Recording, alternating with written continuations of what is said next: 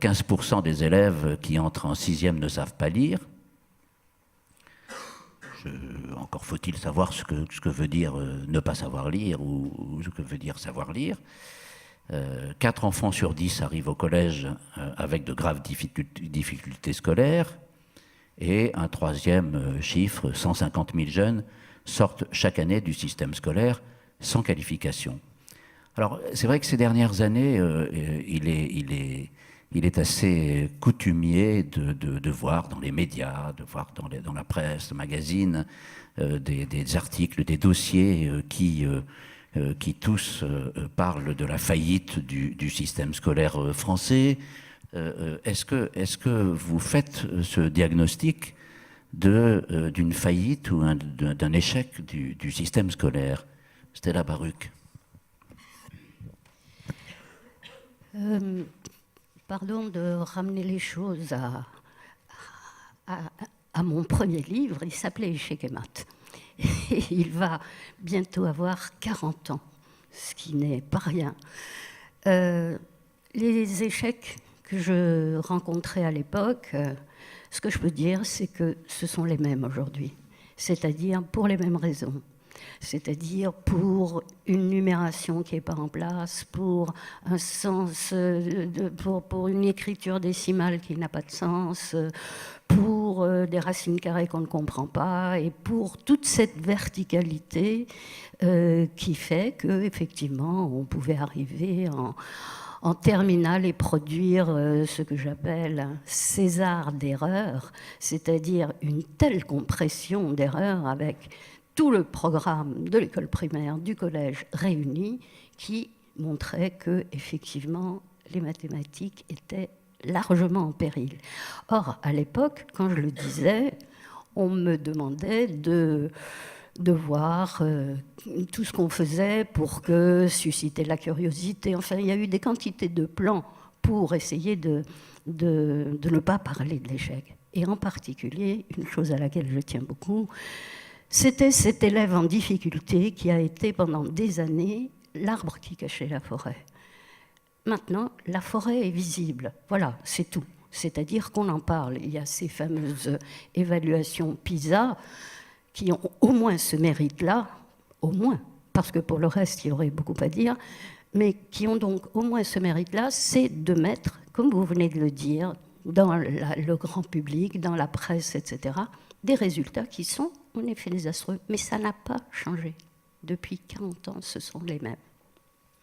Si on regarde lucidement le flux de réformes de l'éducation nationale depuis la fin des années 80, il y a peu de politiques publiques qui ont été autant secouées dans tous les sens. Ce qui est peut-être d'ailleurs un des sujets que nous aurons à discuter ce matin. C'est-à-dire que entre les réformes décidées, non mises en œuvre, les réformes mises en œuvre sans les moyens, les réformes qu'il aurait fallu faire et qui n'ont pas été décidées et qui ont juste été ouvertes, et les textes laissés lettres mortes. Je vous rappelle qu'il y a une loi de 89 qui explique qu'on doit organiser d'une certaine façon les cycles à l'école primaire, qui n'est toujours pas mise en œuvre à ce jour. La réforme sur le socle commun de 2005, je ne sais pas si nous la verrons jamais mise en œuvre. Donc il y a un premier problème, c'est que fixité peut-être, et en même temps bombardement permanent législatif, politique sur l'école. J'aimerais moi revenir sur 2 ordres de grandeur quand même, parce que quand on parle d'échec scolaire, il faut, je crois, pousser la porte de cette boîte noire pour essayer de mieux saisir cette dimension. On dit 150 000 jeunes. Il faut imaginer au fond que la douleur à laquelle nous nous sommes accoutumés collectivement, nous, le 5e pays le plus riche du monde, c'est une douleur qui nous prive au fond des bons effets de notre démographie. Ça ne sert à rien d'avoir une démographie florissante, ou en tout cas présentée comme florissante dans les médias, avec des indices de fécondité qui se disent, bon voilà, le renouvellement de génération est à peu près assumé, on pourra financer les retraites. S'il y a 150 000 gamins qui, à 15 ans, et d'ailleurs on les connaît généralement à 10 ans, voire à 7 ans, s'il y a 150 000 gamins qui sont laissés en bord de route. Donc il faut bien avoir en tête que la catastrophe que nous vivons quand on explique que 150 000 gamins sortent du système chaque année sans diplôme, sans qualification à 16 ans, c'est une catastrophe qui annihile la démographie correcte dont on dit qu'elle est un des atouts de la France. Le deuxième sujet, le deuxième ordre de grandeur, et là je crois qu'il faut parler de qui sont les victimes de l'échec scolaire, parce que on pourrait faire un sondage rapide dans cette salle, hein, mais il y a fort à parier qu'il y a des effets de concentration, évidemment, de qui sont les victimes de l'échec scolaire. Moi, je suis fils d'enseignant. Et fils d'enseignant, j'ai fait mon école primaire dans plutôt une école d'un milieu ouvrier, hein, le nord de la Lorraine. À l'époque, quand j'ai passé le bac, un gamin comme moi avait 9 fois plus de chances qu'un enfant d'ouvrier d'avoir son bachot. Aujourd'hui, on estime, c'est l'ADEP, je crois, je parle sous le contrôle de François Dubé qui me corrigera, mais on doit être à 14 fois plus de chances. Alors, il faut ensuite s'interroger pour savoir si... D'avoir le bac. D'avoir le bac, oui. Tout bac confondu. Tout bac confondu. Hein. Il faut s'interroger, me semble-t-il aujourd'hui, pour savoir si collectivement, nous accepterions à l'échelle d'une génération que se détériore en gros de 50% la politique publique de l'énergie, la politique publique par exemple de l'hôpital, hein, et si on accepterait de voir des pans entiers de nos politiques publiques dévisser de 50% de résultats. Hein, et par rapport notamment à ce critère qui est fondamental à mes yeux, qui est celui de l'équité et qui est à un moment ou un autre celui de la mission de l'école par rapport à ce qu'est notre République. Est-ce que, et c'est une question que je poserai à François Dubé, est-ce que au fond, ça ne dit pas quelque chose sur le système scolaire français qui était plutôt assez bien adapté à un moment où il s'agissait de produire des élites, enfin un nombre relativement réduit d'individus sortant du système scolaire, et puis au fond qui n'a pas suivi la massification de l'éducation. Je crois que nous sommes dans un pays qui a introduit une révolution qui est la massification, sans jamais véritablement accepter d'en tirer les conséquences. Bon. Pour donner des chiffres, pour bien me faire comprendre, des chiffres grossiers, en 1902, il y a 2% d'une classe d'âge qui passe le bac. 2%. En 1950, il y en a 6%. Quand je l'ai placé, moi, en 1964, il devait y en avoir 15%, qui déjà, d'ailleurs, faisait beaucoup baisser le niveau. Bon, il y en avait 15%, c'est-à-dire un peu plus que le nombre d'élèves en classe préparatoire aujourd'hui. Bon. 35% au milieu des années 80, 67-8% aujourd'hui. Mais on a continué à imaginer qu'on allait faire la classe, les programmes, l'organisation de la vie scolaire, comme du bon vieux temps, où l'on avait 15%. Et donc, on s'est mis dans une situation intenable qui a été bien décrite. De toute façon, on multiplie des sortes de cautères, de pansements pour essayer de récupérer le coût, mais on ne peut pas véritablement le récupérer parce qu'on a changé de nature. L'école n'est plus la même, tout simplement. Voilà. Si vous voulez, un petit artisanat qui, d'un seul coup, a 1000 ouvriers, c'est pas de l'artisanat en plus grand, c'est de l'industrie. Donc, il faut faire autre chose. Voilà. Ben, l'école est un peu dans cette situation, ce qui fait que nous avons un pessimisme excessif et, au fond, une singularité là-dessus. C'est notre grande difficulté à agir et qui fait que le moral sur l'école s'effondre d'autant plus que si ça paraît... comment dirais-je, imperturbable, c'est encore plus désespérant. Je voulais rebondir sur ce qu'a dit François Dubé, qui me paraît particulièrement important. C'est-à-dire qu'on vient, nous, à l'Institut Montaigne, de terminer une enquête qui s'appelle Banlieue de la République, qui a concentré ses efforts sur l'épicentre des émeutes de 2005, c'est-à-dire les villes de Clichy et Montfermeil. Et il y a un chapitre entier qui est dédié à l'école, et on a interrogé les habitants de Clichy et Montfermeil sur leur expérience scolaire. J'ai été frappé, on a tous été frappés de voir que quand on demandait aux gens quelle était l'institution de la République avec lequel ils avaient le plus de ressentiment, de colère, ce n'était pas du tout la police, c'était l'école. Et donc on a là quand même quelque chose qui est de l'ordre du sédimenté, de l'irréductible, qui se transmet de génération en génération. Il faut absolument qu'on arrive à en sortir. Maintenant, est-ce que ça commence par l'école primaire ? Il ne faut pas s'attendre à ce qu'un gamin qui entre au collège à 10 ans sans savoir correctement lire, écrire ni compter soit heureux au collège. Et par ailleurs, dès le CP, ils en sont conscients. C'est-à-dire que, objectivement, on le sait tous, 95% des gamins qui vont redoubler au CP sont d'ores et déjà sans avenir scolaire, sans trajectoire scolaire, sans carrière scolaire devant eux. On le sait, c'est su, il y a quantité d'enquêtes qui le documentent. Ensuite, ça fait, à mon avis, partie du débat qu'on doit poser sur la présidentielle de 2012 parce qu'on ne peut plus l'accepter. L'école ne va pas bien. Qu'est-ce qu'il faudrait faire ?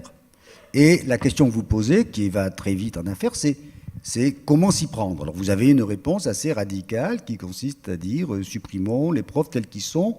D'ailleurs, les profs ont des raisonnements assez proches du vôtre. Ils disent c'est les élèves qui nous posent des problèmes, supprimons-les. Voilà. Bon, on peut éternel. Dire les profs sont comme Pourquoi ça, pas, hein. les Marseillais sont comme ça, les curés sont comme ça, les footballeurs sont comme ça. Et la vie sociale, ça consiste à essayer de changer le monde avec les gens tels qu'ils sont. Voilà. Et qui n'ont pas nécessairement envie de changer. Ceci dit, il y a un vrai problème sur l'école française que je ne poserai pas exactement dans les mêmes termes que vous. C'est que d'une certaine façon, mais ça a été dit tout à l'heure d'une autre manière, nous avons perdu la même politique sur l'école. Nous avons perdu la même politique. La même politique, ça ne veut pas dire la FSU. Ça veut dire, d'une certaine façon, ce système échappe pendant une longue période en tout cas, et peut-être que ça changera, moi j'espère que ça change un jour, mais échappe assez fortement à une action politique qui serait capable de dire voilà ce qu'on va faire, voilà quelques principes, voilà quelques axes, et voilà vers où on va, et au fond on reprendrait la main. Voilà. Alors, c'est vrai que la vie politique, à mon avis, n'a plus tellement la main sur l'école, et alors qu'en fonction de nos opinions, de nos lectures, de nos états d'âme, on accuse. Alors bon, moi je pense que d'ailleurs, accuser le bon Dieu, ça serait nettement mieux, parce que après tout, si tous les gamins étaient beaux et intelligents, ben, ça serait déjà vachement bien. Voilà. Bonjour. Oui. En fait, j'avais une question par rapport aux enfants qui ont des difficultés scolaires. On va déjà qualifier ça comme un handicap par rapport à certains enfants qui ont du mal à assimiler certaines choses. Et on va directement les classer dans des classes qui s'appellent les CLIS. Certes, c'est pour des enfants handicapés, mais il y en a aussi qui ont des difficultés pour apprendre. Et je voulais savoir qu'est-ce que vous en pensez par rapport à ça. Oui, ça rejoint. Je suis désolée, je suis obligée d'écrire. Écrivez.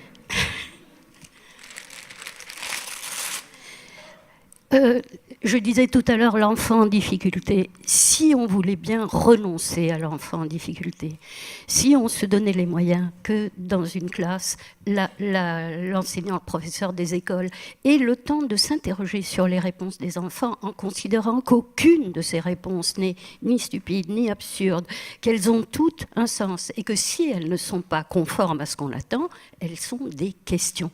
Donc, il ne faut pas beaucoup d'enfants dans une classe, il faut un autre rythme, il ne faut pas ces épouvantables évaluations dont nous avons vu un exemple encore récemment, là, il y a 2 jours, je crois qu'on fait marche arrière, je ne sais pas, mais c'est scandaleux, hein, ces évaluations en maternelle. Donc, enfants en difficulté, non. École en difficulté, oui. Pourquoi ? Parce qu'elle ne peut pas s'interroger sur ses propres pratiques. Moi, vraiment, je tire mon chapeau aux enseignants qui arrivent à travailler avec les programmes qu'on a et avec la façon de faire. Un seul, ultime exemple. Qu'est-ce que vous vouliez écrire ? Oui. Voilà. Si on enseigne à un enfant que 300, ça s'écrit comme ça. Que 7, ça s'écrit comme ça. Pourquoi 307 ne s'écrit pas comme ça ? Tous les enfants de France et de Navarre sont exposés à ça. 300, c'est 300. Mais ce n'est pas vrai. Ça s'écrit comme ça une fois sur combien ? Quand je compte de 300 à 399, 300, ça s'écrit 300 une fois sur 100. Eh bien, les enfants apprennent 300, c'est 300. Comment voulez-vous qu'ils sachent écrire 309, 348, etc. On a donc des réponses qui sont 307 comme ça, 304 comme ça. Dans les évaluations nationales, on se demande d'où elles viennent. Pardon, 304 comme ça, bien sûr.